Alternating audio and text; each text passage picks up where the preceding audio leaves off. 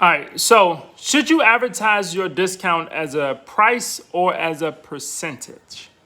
A rule of thumb is to advertise the larger number and or the larger looking or feeling number.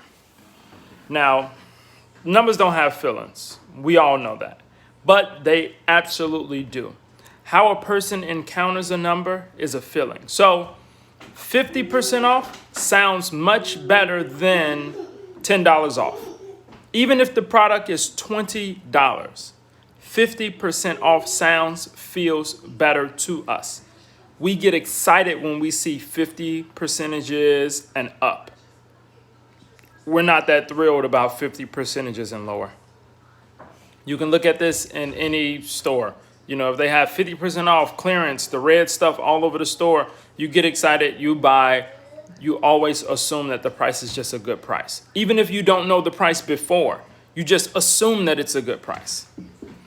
In terms of dollar amounts and what percentages, if the dollar amount is a low dollar amount, then absolutely don't advertise it.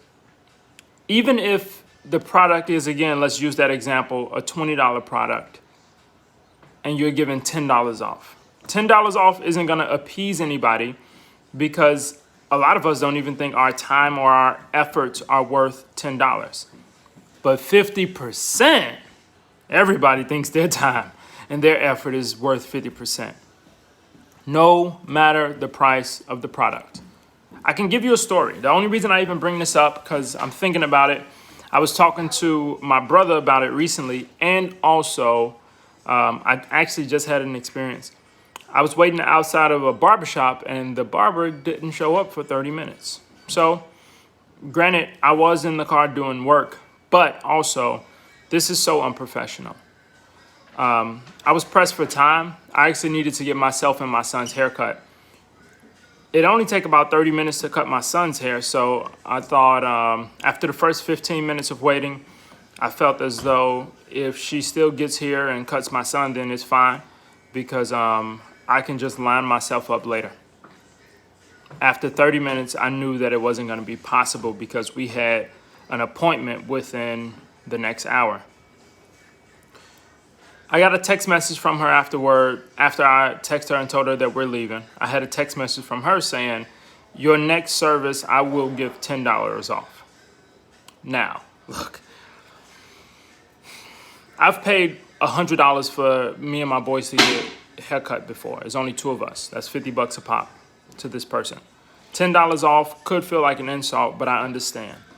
The way that she could have made me feel better about this entire encounter is if she would have offered 15% off. Is if she would have said, "I'll give you a deal next time." Is if she would have offered a percentage off versus $10. The way that I'm taking it personally is, you think sitting outside of your barbershop for 30 minutes is worth $10 of my time. And it's not just sitting outside of your barbershop for 30 minutes. I drove here, I had to leave. I will have to drive back and then leave again. Plus 30 minutes of waiting. Plus the potential waiting time of next time. And you think all of that is worth $10 of my time and efforts? No. $10 can't do enough for me. It can't even buy a proper meal. So I'm not rich by any stretch of the imagination, but also it could be taken as an insult, which I actually did take it as an insult. A better business lesson for this person is if, say for instance, I was paying her $40 and she said, "I'm going to give you 25% off." 25% off of $40 is $10. I feel better about 25%. I don't feel good about $10. That's what I mean about feelings encountered with these numbers. Let's use a bigger number just so we can talk about the difference with feelings. If you were paying $25,000 for a car and someone told you, "I'll give you $500 off," $500 does not feel significant. But if they told you, "I'll give you 5% off," I'm not sure what 5% is, but it feels as though you're getting more of a discount because the number is so big. $500, you can kind of equate that in your head kind of simply.